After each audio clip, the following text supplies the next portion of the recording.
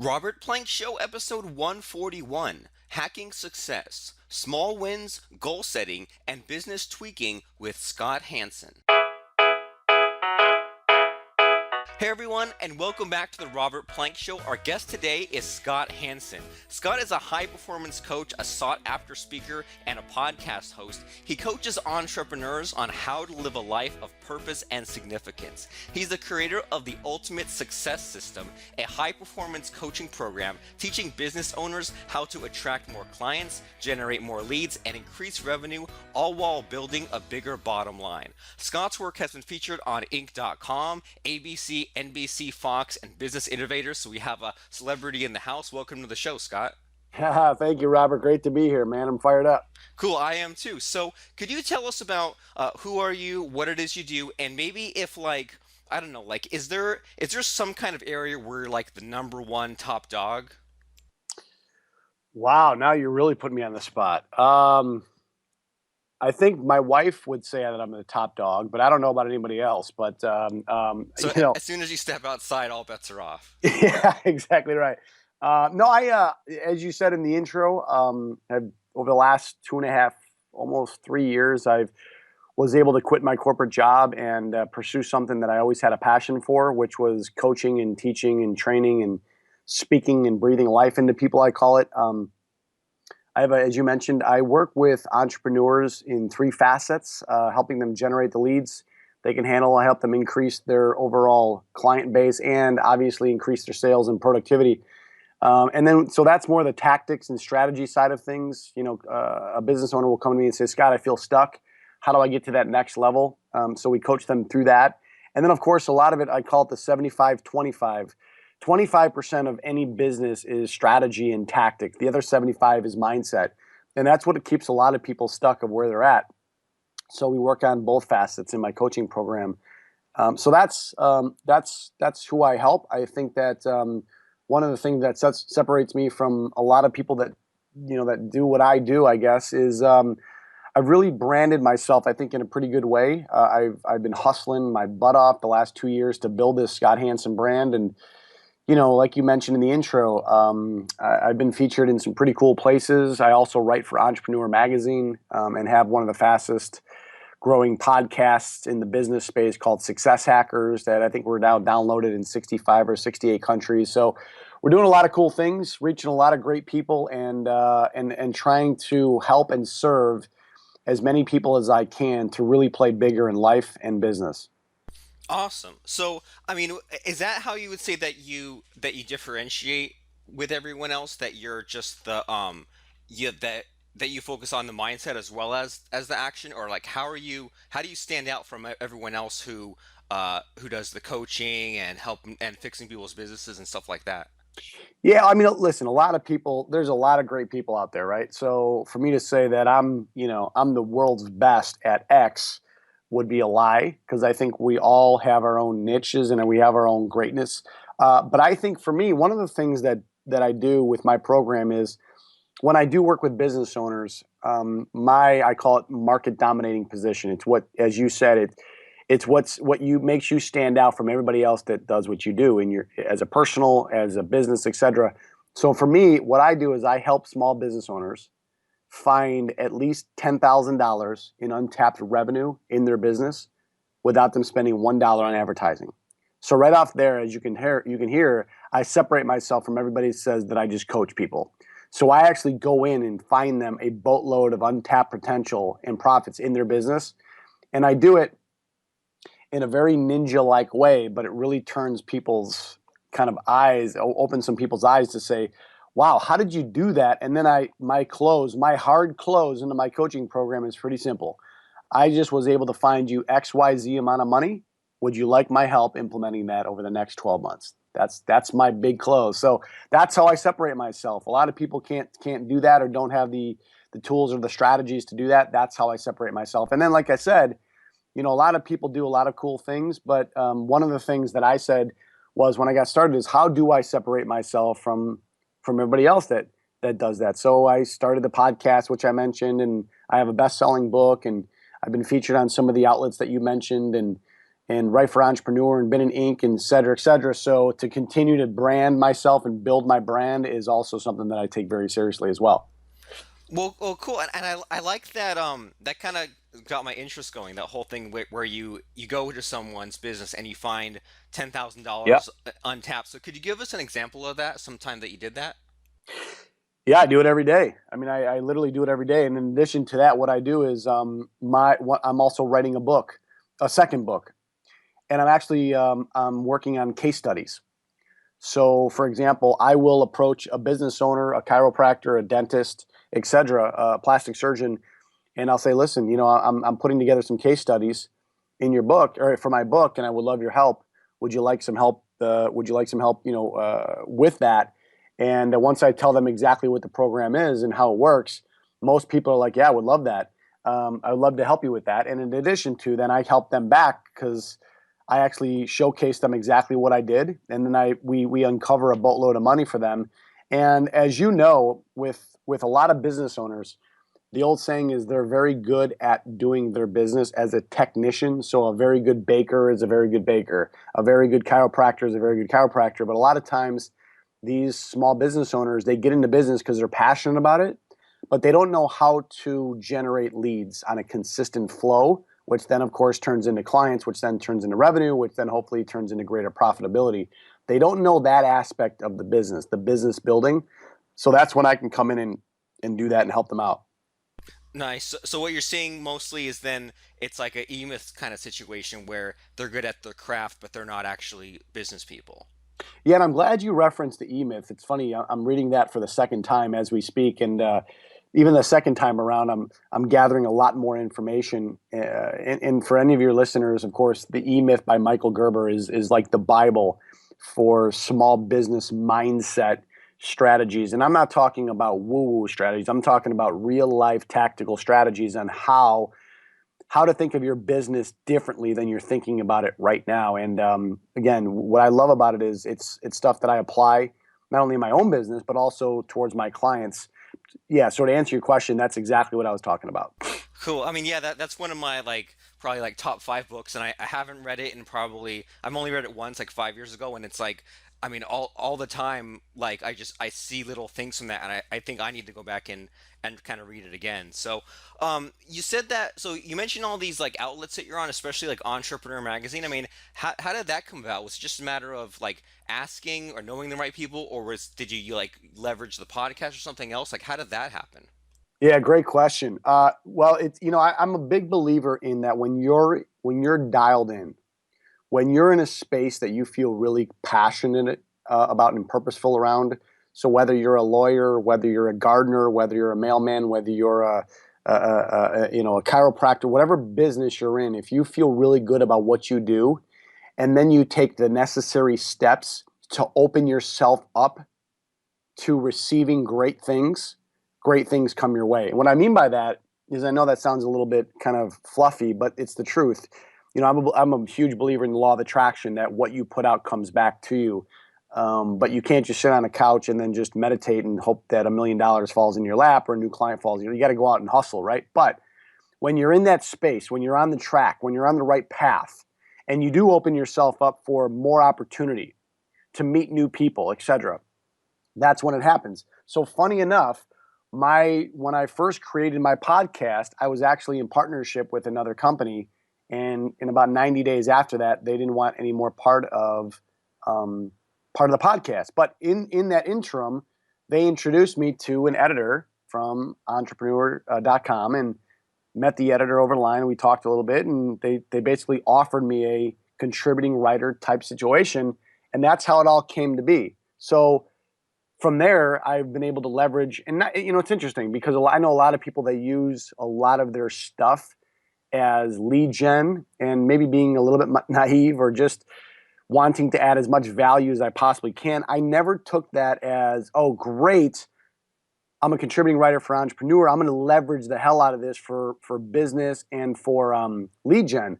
I just wanted to, and I continue to want to just give, and serve to the highest level. So when I write content for Entrepreneur, it's not about, oh, I can't wait to see how many leads I get from it.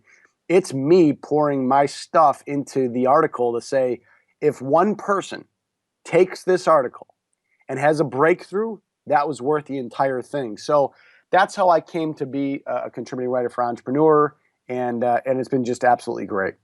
Nice. So it's like it's a matter of like you look at expanding your reach, not just in the mindset of gimme, gimme, gimme, but let me expand my reach and use it to help more people.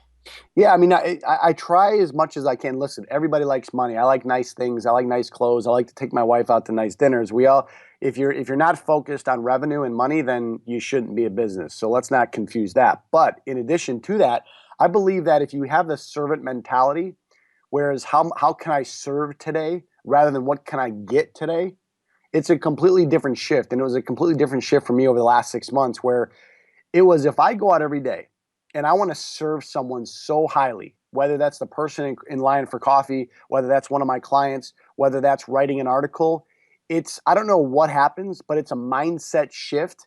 And when I came from a place of I don't care to get, I come from a place of serving, the getting naturally started to happen.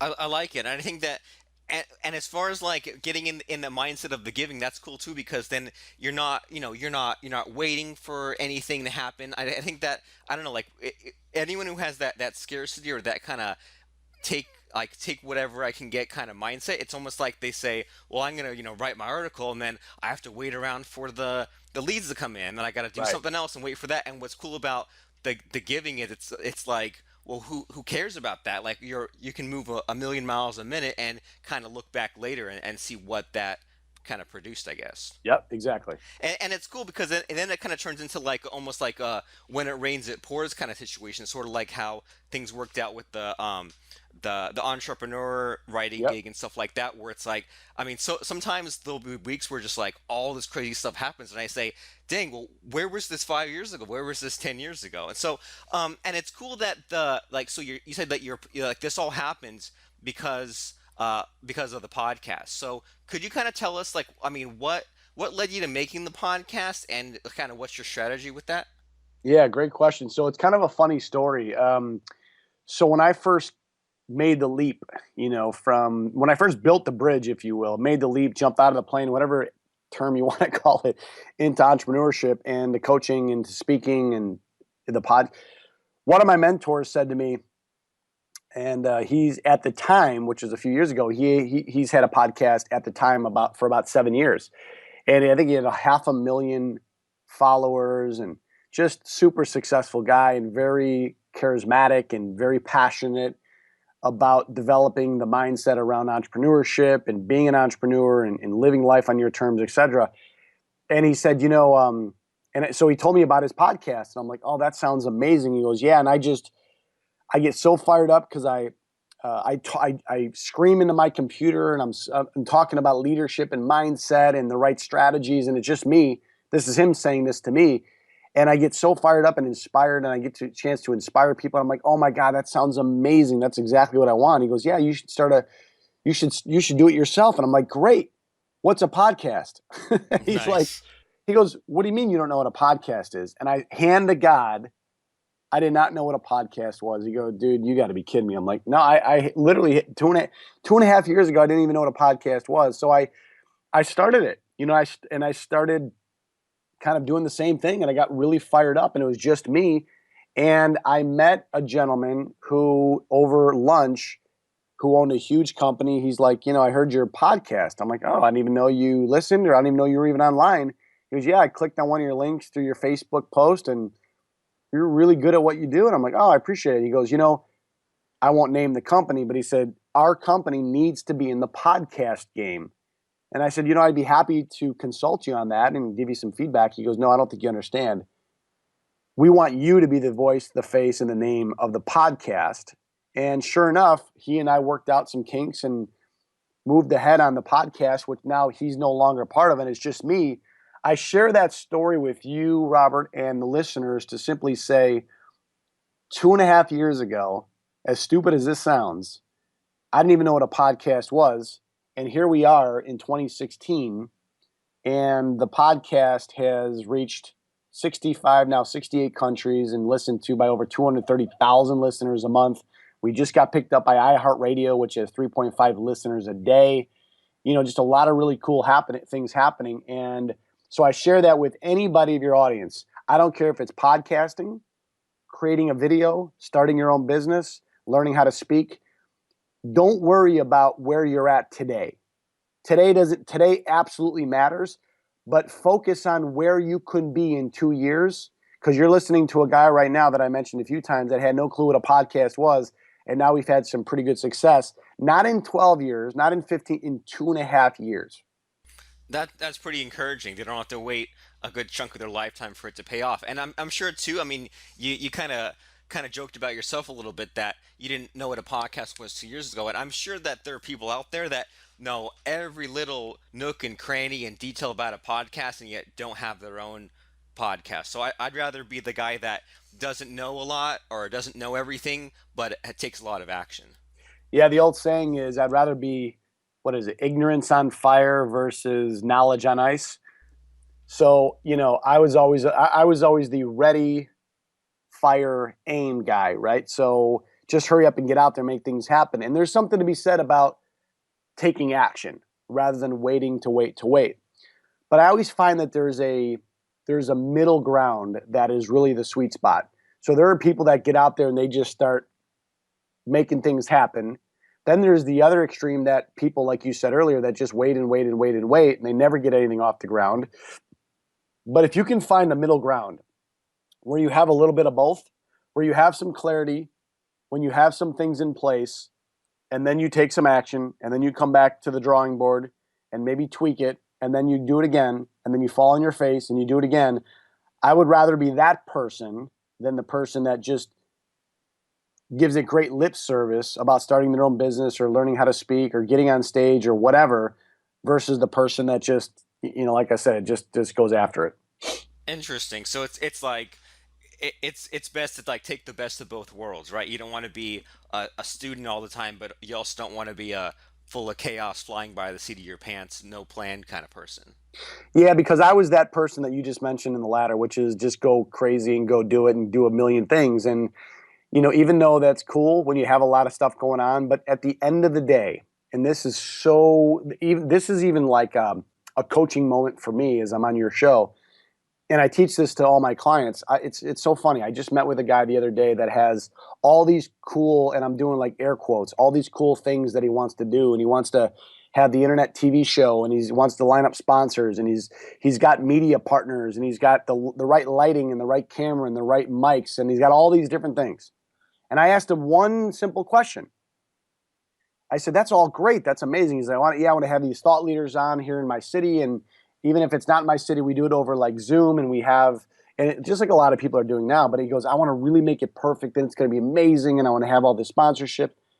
And I said, "That's great." I go, "Have you thought about? I just have one question for you."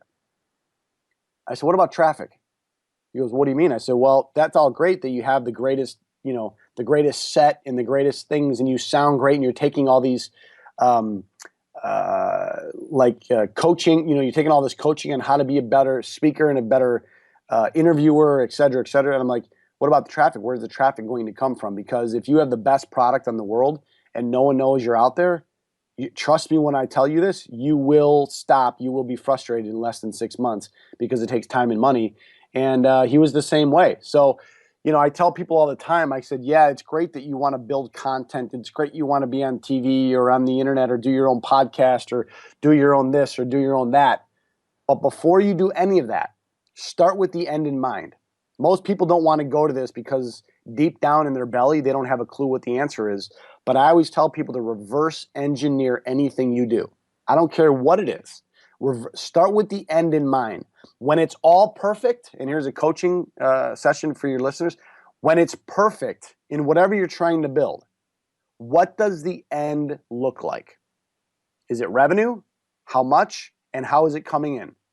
Then you build from the back and move forward, and then you can do the nice lighting and the mics and the color and all the whatever it is you're trying to build. But too many people, they get all excited about the sexiness, the appeal, the shiny object syndrome, the newness. But then what happens is they never think about the back end, and the most important thing as a business owner is the obvious: revenue. You don't have any revenue. I don't care how great you are in front of the mic. I don't care how great you are in front of the TV camera. If you don't have people watching it or seeing or sponsorships or money, then you will fizzle in 6 months, and then you're going to have to start from scratch. I mean, kind of a scary thought, but also like the direction. I mean, kind of a hard message that people need to hear too. And as you're describing that, it almost kind of sounds like because there's no end goal, there's nothing that they're building towards. There's like the procrastination creeps in, the fear of success creeps in, all that bad stuff, and all the patting yourself on the back. And I mean, I'm a computer programmer, and I call that going down the rabbit hole, right? You say, Yep. well, I just need to make a website. Oh, I gotta figure out FTP. Oh, well, which program do I get? Oh, I'll upload WordPress. Okay, well, how do I unzip a zip file? Next thing you know, it's like you've gone down this whole path of 200 different things, and Yeah, you're totally off track. So exactly. so kind of along those lines, I mean, would you say that what you just described there is that the biggest mistake that you're seeing with your clients, or is there something even bigger? Yeah, I think that that's part of it. I think that not having a plan on paper is part of the problem. And even though that sounds so obvious, well, yeah, I have a plan. Well, it's funny when I sit down with business owners that have been doing it for a long time. These aren't startups. These are people that have been doing it for 3, 4, 5, 10 years. And I say, what does success look like for you? So when I start working with a client, the very first thing that I will do before we get into strategies and tactics and everything else, I will say, you know what? What does success mean to you? Not to your husband or your wife or your kids or your mom or dad. What does it mean to you? Like if a genie were to literally come down and give you 3 wishes, and those 3 wishes could materialize, what does your life, not your business, not your health, not your spirituality, what does your overall life look like from a success standpoint? Well, I'm working 30 hours a week. I'm able to travel. I'm able to do things over Skype. I'm able to do this, this, and this. I have a team in place. I have virtual assistants. Okay, great. Well, I don't have any of that yet, Scott. I'm like, that's okay. That's okay. That's what we're building towards. Remember, I just said you're gonna reverse engineer it. Okay, so that's kind of the end goal, right? So now that you have what the vision looks like, then we continue to work backwards. So in your mind right now, what does the dollar amount revenue need to be produced on a monthly basis or a yearly basis in order to get the things you just described? And then we spend some more time on that. And then we get crystal clear. And then we continue to work backwards in the equation so that when we get to the tactics or the marketing or the sales conversion or the website or any of the stuff that's the tactical part of the coaching, then they're more excited because they can see that at the end of the tunnel, at the end of a year, 2, 3, 4 years, they're actually working towards something rather than just being the hamster on the wheel saying, every day I wake up, I got 75,000 things coming at me. I get inundated, I get overwhelmed. And then the days, the weeks, the months go by and nothing from a revenue and from an overall vision standpoint gets created. So that's what most small business owners, like I mentioned a few times, they're so working hard in their business, right? The day-to-day stuff, they never stop and think to say, am I going the right way? You know, you live in California, I live in Chicago. So if I were to fly out to you in California and you and I hop in your car and you're going to say, you know what, let's drive to New York. I'm like, yeah, that sounds great, Robert. Let's do it. And I'm excited. You're excited. We got everything packed. And all of a sudden I say, you know, do you have a map or a GPS? You're like, nah, hell no. Just hop in. We're just going to go, man. We're just going to flow. I'd be like, you know what? I don't think so. you know, and even though that sounds hilarious right now, you'd be so surprised as business owners, they don't have the GPS. They don't have a plan. And then they wake up 3 years later, 5 years later, and they're kind of where they were 5 years ago. But now they're more frustrated. And now they have more overwhelm. And that business that they started 5 years ago ain't as sexy as it was 5 years ago. That's because our brain is like a heat-seeking missile. When you give it something to do in a goal and a stretch goal, even though it scares the shit out of you, which it should, by the way, you're actually giving it a target. And when your brain has a target, like Tony Robbins says, the most successful people on the planet are the ones that are always progressing to something new. They're always in the mode of progressing, learning, growing, expanding. The ones that are frustrated, pissed off at the world, woe is me, my life stinks, are the ones that don't have a goal to go after.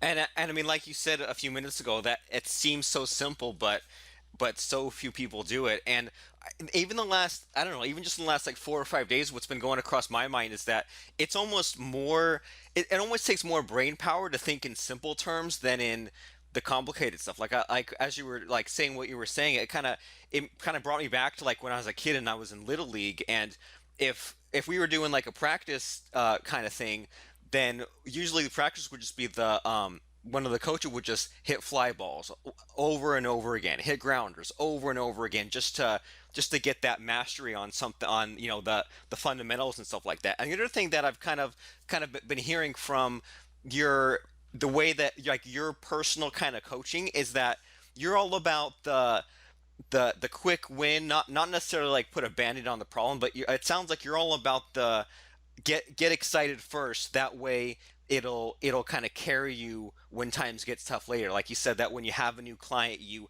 find 10 grand just laying around in their business, something they're missing, or you have them make that plan, or I guess I should say, and you have them make that plan. That way later on when they hit a roadblock, they can kind of look back and realize what the plan is, what the goal is. Well, yeah, you bring up a great point. Think about it like this. Think about it as a cross country runner or a marathon runner. So think about it like, okay, if you and I were to just start running, like, Forrest Gump, we just, we just ran for days and days, we would be like, I would look at you and I'd say, what the hell are we doing? Like, why are we just, well, no, we're just going to continue to run. Well, what's the end goal? I don't know. We're just going to continue to run. Well, that would suck. Oh yeah. Versus the marathon runner actually has a target 26.2 miles, and my goal is to be the best, to be number one, to do that. So they have an end goal, and they're not just running 26 miles just for the sake of running 26 miles. So you have to have it. So as a business owner, for anybody, as an entrepreneur, I don't care if you're in the corporate space, if you're a business owner, when you have a win, right? An end goal, a light at the end of the tunnel. That gets you way more excited than, well, I'm just going to go to the gym every day. Well, why are you going to the gym? Well, because I want to lose some weight. Well, how much weight do you want to lose? Well, I have no idea. Okay. How do you have a succession plan? Well, no, I'm just going to keep going every Monday, Tuesday, and Friday. Okay, great. So what is the point of you going? Well, I want to lose weight eventually. Okay, great. Well, how exactly are you doing that? I have no idea. Oh, so you paid this $60 a month for your gym membership, and you're going every day. You just spent $200 on a new outfit to go to the gym, but you frankly don't have an end goal. Well, yeah, I want to lose weight, but how are you going to do that? Oh, I have no idea.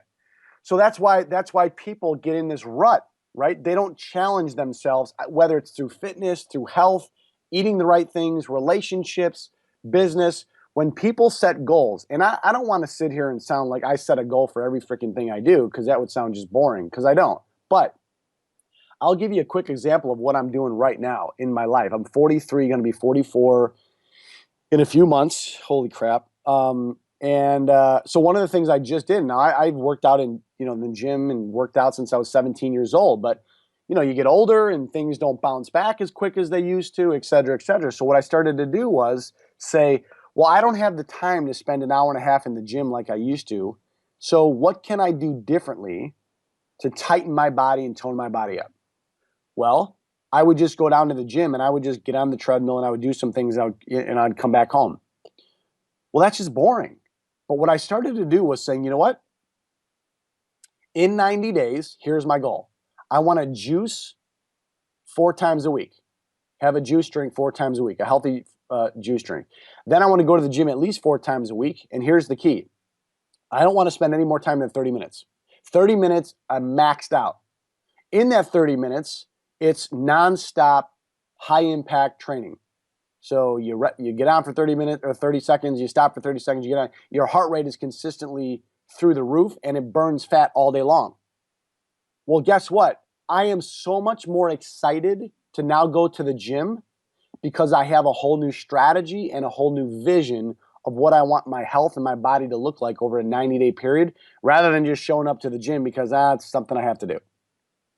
That's awesome. Right? I like that. Have a real concrete maybe like even like a number based goal of something that isn't some crazy pie in the sky, but does still kind of stretch you to so that you have to kind of do better to get where you want to be. Yeah, it's the small wins. That's what we get turned on by human beings. We get turned on by small wins, the attaboys, right? Well, I don't care if I hit this revenue goal, then I get to take my wife or my boyfriend or my husband out for a dinner, or I get a chance to maybe buy those new Nike shoes I wanted that are 150 bucks.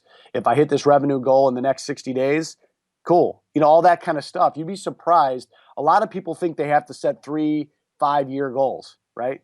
That is so much of a myth.